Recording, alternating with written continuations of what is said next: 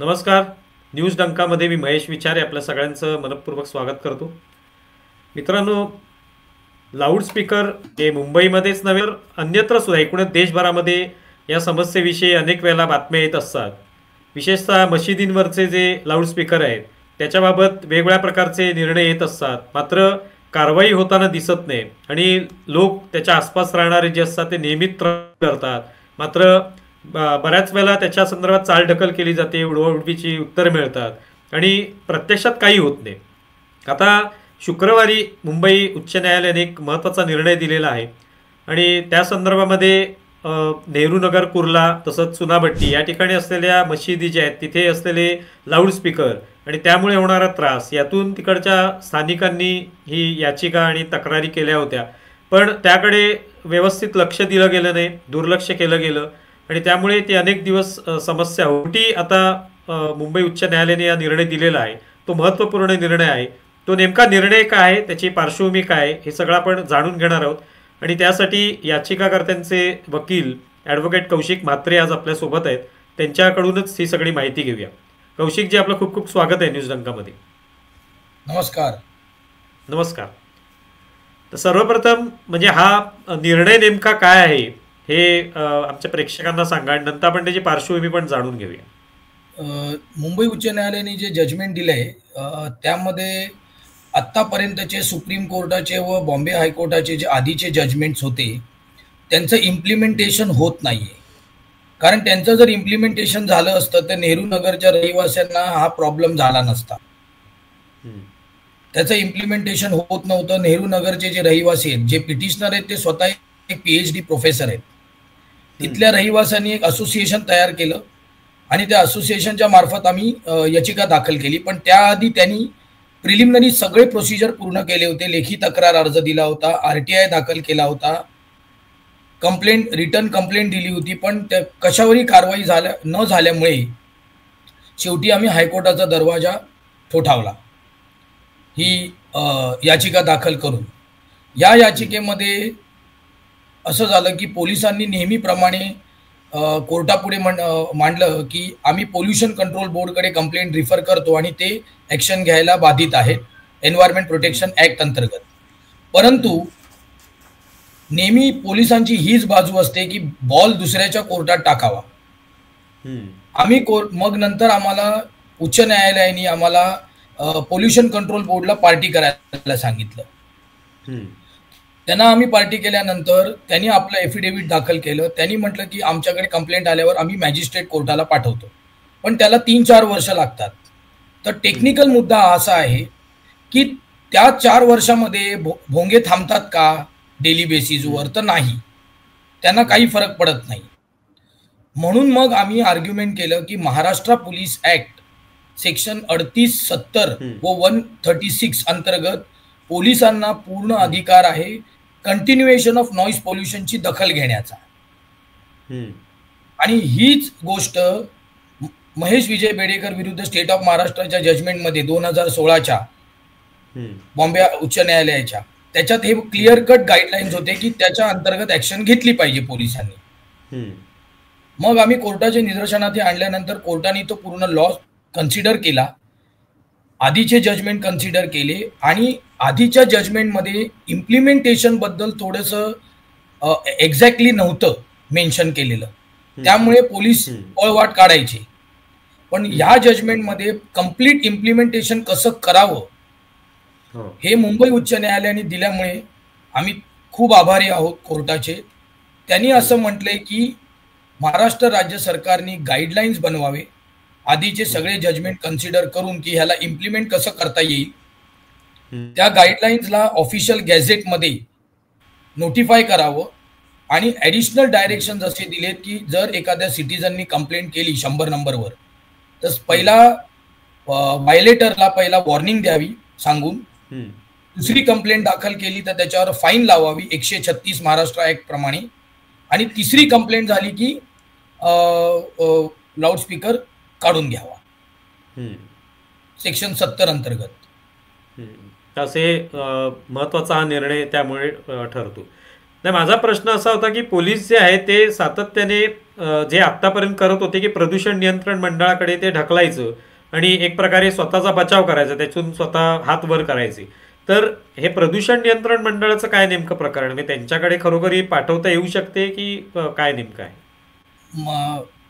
Noise pollution control and regulation rules 2000 हम्म. ह्याच्या section 7, 8 व 9 रूल 8, 9 व 7 अंतर्गत पोलिसांनी कंप्लेंट त्यांना रिफर करावी आणि ते ॲक्शन घेतात एन्व्हायरमेंट प्रोटेक्शन ॲक्ट सेक्शन हो. 15 व 19 प्रमाणे.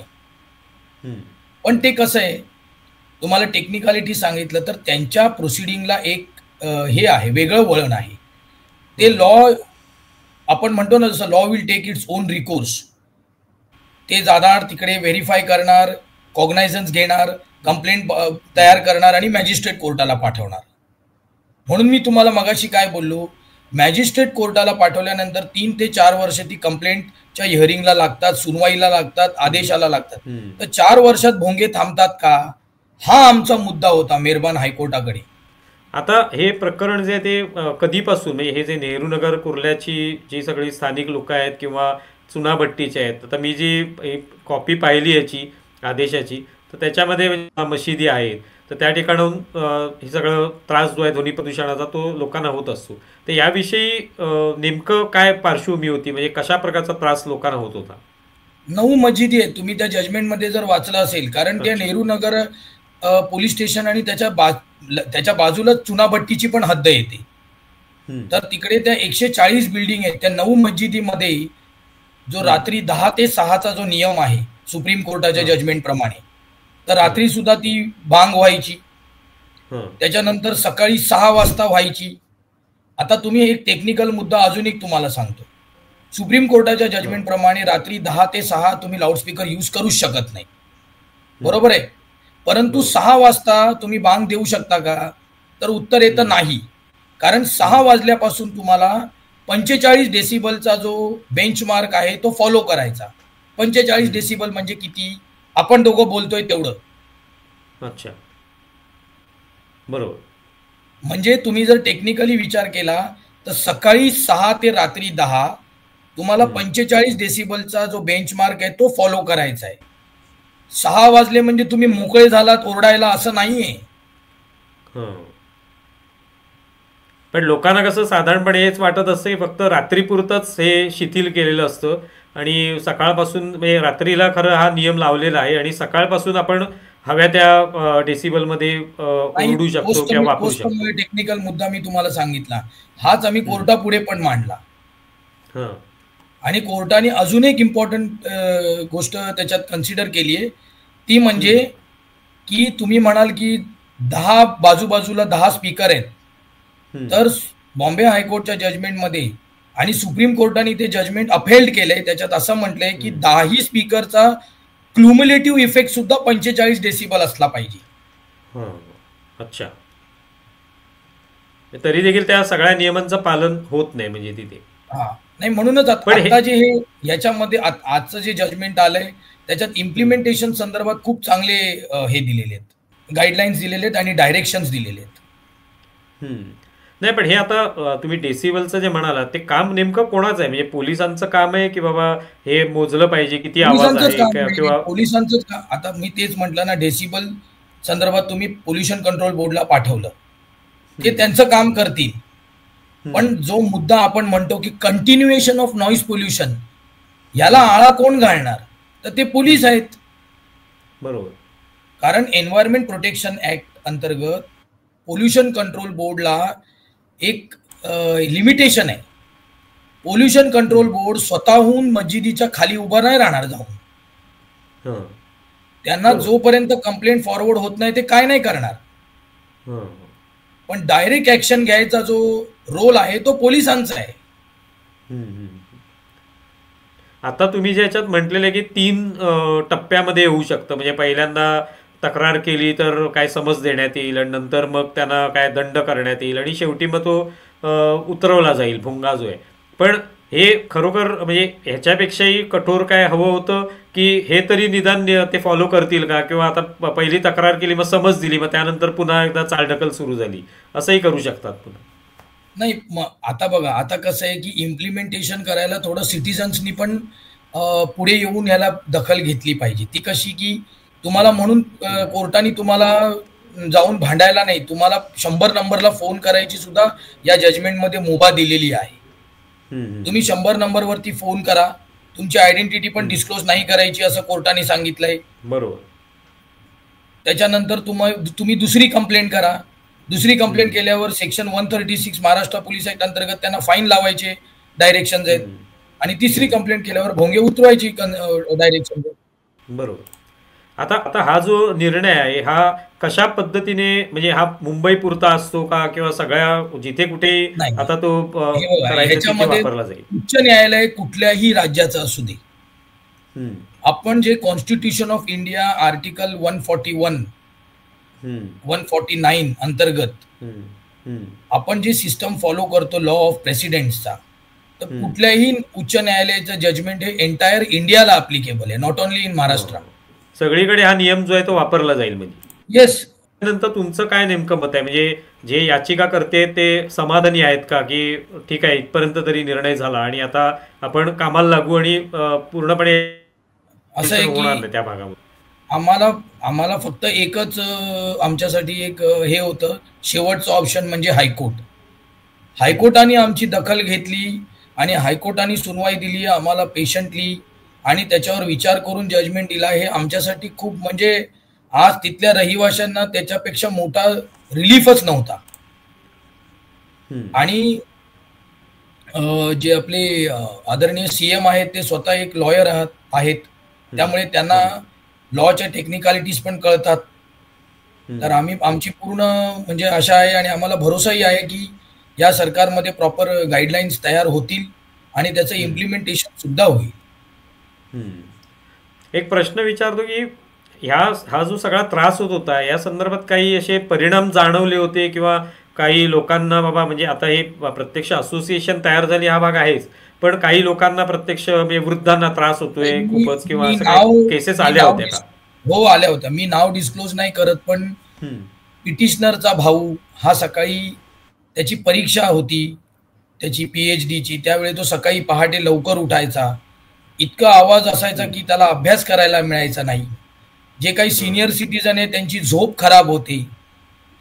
त्यामुळे तुम्हाला सांगतो, सुप्रीम कोर्टाने चर्च ऑफ गॉड वरची KK मॅजेस्टिक सोसायटीमध्ये असं म्हटलंय की आर्टिकल 25 हा कुठल्याही सिटीजनला राईट देत नाही की आपल्या धर्मासाठी दुसऱ्या धर्मियांना त्रास द्यावा. असं मी नाही म्हणत आहे, असं सुप्रीम कोर्टाने म्हटलंय. हा मुद्दा माहित नाही कितपत ते आला असेल कोर्टामध्ये, पण बऱ्याच वेळेला मग हिंदू धर्मात नाही का अशा मेहरबान हायकोर्टाने हा मुद्दा सुद्धा कन्सिडर केलाय आपल्या जजमेंटमध्ये. म्हणजे हिंदूंचा सण असतात मग त्यावेळेला होत नाही का वगैरे असा मुद्दा उपस्थित केला जातो, आणि कुठेतरी ते नाही, मला एकच सांगा, 365 दिवस कुठले हिंदूंचे सण असतात? बरं, दुसरी गोष्ट, आजही तुम्ही सर्वे करा ना की किती वरच्या भोंग्यांचं हे होतंय, ध्वनी प्रदूषण होतंय, आणि किती मस्जिदींचं होतंय. तुम्हाला आत्ता दोन दिवसात तुम्हाला कळेल. कायद्याचं उल्लंघन करतंय कोण हे सर्वे करा. बरोबर. आता एक शेवटचा प्रश्न, तुम्हाला असं वाटतं का की या संदर्भामध्ये म्हणजे अनेक संघटना म्हणा किंवा राजकीय पक्ष याबद्दल भूमिका घेत असतात की भोंगे उतरवले पाहिजेत, पण प्रत्यक्षात कोणी, आता जसं तुम्ही म्हणालात की सर्वसामान्य माणसाच्या पाठीशी कोणच उभं राहत नाही, म्हणून मग तक्रार करायलाही लोक घाबरतात. मग त्यावेळेला नेमकं काय असलं पाहिजे, कसं? आता कसं झालंय की तुम्हाला स्पष्ट सांगायचं तर हा लढा 2015 पासून आम्ही देतोय. पहिला लोकांना थोडं एक दडपण होतं की मी कसं करू, काय करू, पण आता लोक सुद्धा इतके जागरूक झाले सोशल मीडिया आणि हे की they are coming forward to file a complaint. So definitely आता पहिल्यासारखं सिच्युएशन नाहीये. आता लोक आवर्जून, कारण ईमेल थ्रू कंप्लेंट करायची मुभा दिलेली आहे मुंबई पोलिसांच्या वेबसाईटवर. त्यामुळे आता you can file a complaint वाया ईमेल ऑल्सो. सो बऱ्याचशा गोष्टी आहेत की आता लोक पुढे येत आहेत. आणि राजकीय पक्षांचं काय आहे ते मी त्याच्यात जात नाही, कारण की बघा, आमच्याकडे जे ज्यांना त्रास होता ते आमच्याकडे आले, त्यांना रिलीफ मिळवून द्यायचं आमचं काम होतं. आता ह्याच्यावरती काय भाष्य करायचं, कोणीही भाष्य केलं तरी माझं एकच म्हणणं आहे की जो लॉ सेटल्ड आहे सुप्रीम कोर्टाचा आणि हायकोर्टाचा, त्याच्या पुढे ना तुम्हाला जायला मिळत ना मला जायला मिळत. बरोबर त्यामुळे तुम्ही कितीही भाषण केलं तरी you are suppose to follow the law. बरोबर. एक शेवटचा प्रश्न म्हणजे आता लोकांना म्हणजे जसं तुम्ही म्हणालात की तुम्ही करू शकता, तर असं काय स्पेशल त्याच्यावर वेबसाईटवर असं आता नवीन हे केलेलं आहे की पहिल्यापासूनच काय होतं? नाही, त्या जजमेंटमध्ये म्हटलंय सेक्शन ना की किंवा त्यांनी इंटरनेटचा यूज करावा डेसिबलसाठी. अशा बऱ्याचशा टेक्निकल मुद्दे पण त्या जजमेंटमध्ये आहेत, ज्या राज्य सरकारला त्यांनी गाईडलाईन्समध्ये कन्सिडर करायला सांगितलेत मेहरबान हायकोर्टाने. अच्छा. So मग ते मग आता मुद्दे हे सुद्धा राज्य सरकार जे गाईडलाईन्स तयार करणार त्यासाठी तुम्ही काय पाठपुरावा करणार का, म्हणजे त्या राज्य सरकारकडे जाऊन किंवा मला असं पर्यायी अजून जाऊन? ऑफिशियली काय आलेलं नाहीये, पण कारण मी रिसर्च भरपूर केली आहे या विषयामध्ये. जर अपॉर्च्युनिटी मिळाली तर मी नक्कीच सांगेन की त्याच्यात काय करायचं, कसं, म्हणजे काही टेक्निकल मुद्दे कसे मांडायचे. जर मला अपॉर्च्युनिटी मिळाली तर मी नक्की सांगेन, पण आतापर्यंत काही माझ्यापर्यंत काही आलेलं नाहीये. कौशिकजी, खूप खूप धन्यवाद. तुम्ही हा सगळ्या निकालाबद्दल सांगितलं, खूप खूप आभारी आहोत. धन्यवाद. धन्यवाद. नमस्कार.